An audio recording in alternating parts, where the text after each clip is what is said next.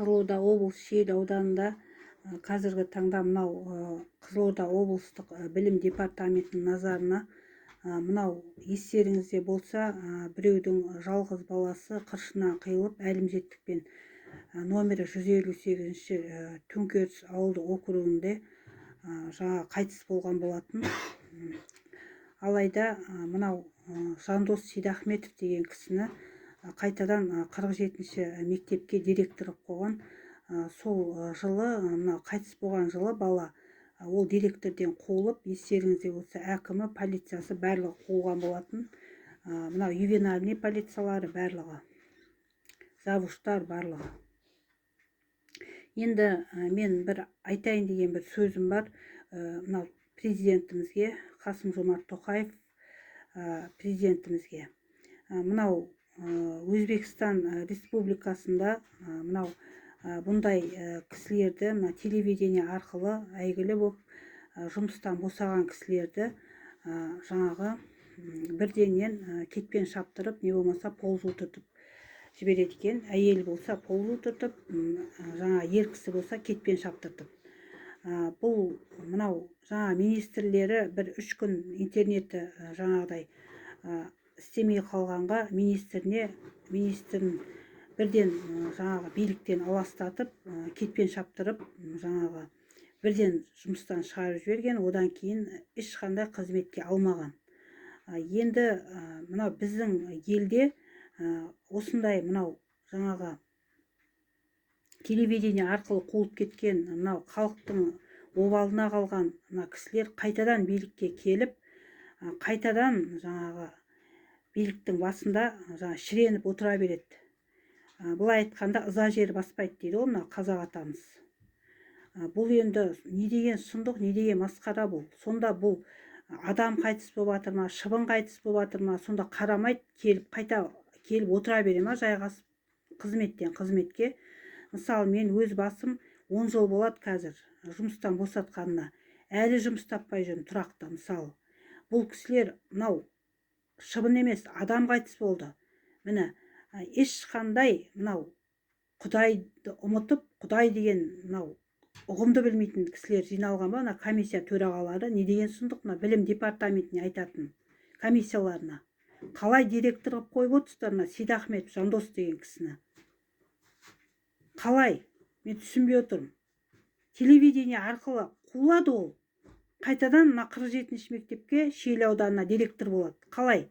Міне осындай кісілер, мысал үшін, келетті халықты шаршатады. Жаңа акиматқа жиналысқа келген ғой, сұрап атсам, мен директор болдым, деп жаңағыдай мазақ қып баратыр. Міне, қайтадан бастап атыр.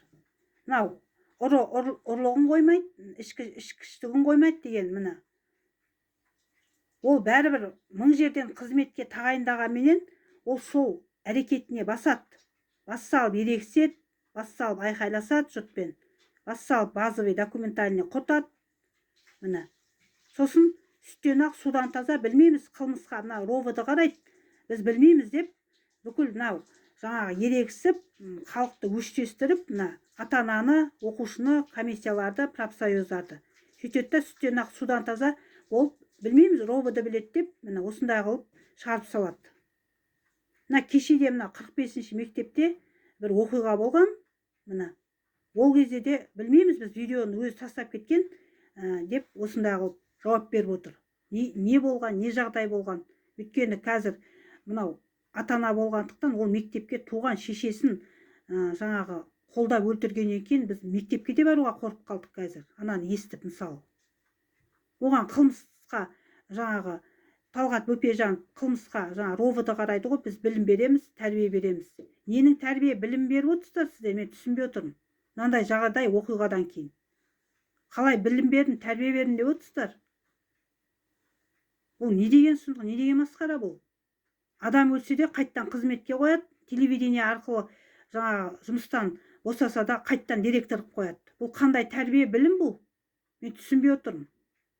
Кім жауап береді бұған? Осы мәселені мынау жаңағы биліктен мынау телевидение арқылы аластатылып, халыққа осындай қиянат істеп, мынау жұмыстан босатылып кеткен кісілерді қайтадан билікке әкелмесе де мен мына президентке өтініш айтам. Өткен себебі ұрлығын қоймайды, ішкіштігін қоймайды, міне сұғанақтығын қоймайды деген.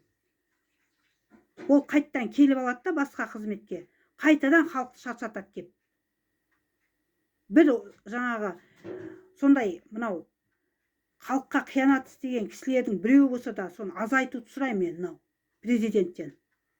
Мынау Сейдахметов Жандос деген 47-нің директорын қайттан қызметтен алып тастауды сұраймын мынау. Білім департаментінің назарына ұсынамын. Қызылорда облыстық және Қазақстан Республикасының білім және оқу ағарту министрі Жұлдыз Сүлейменованың назарына ұсынамын. Не, сіздерге адам өлімі шыбын өлімімен тең ба? Мен түсінбей отырмын. Қалай қойып отырсыздар оны директор қылып? Кім қойып отыр оны? Мен түсінбей отырмын. Сонда сіздерге адам өлімі де бәрібір болып отыр ма? Сонда сіздерге шыбын өлгендей болып отыр ма? Сонда мен түсінбей отырмын. Қалай білім тәрбие берем деп отырсыздар мынадан кейін? Халықты ызаландырып. Осы мәселені тексеру жұмыстарын жүргізіп, қызметтік жаңағы тексеру жұмыстарын жүргізуді сұраймын.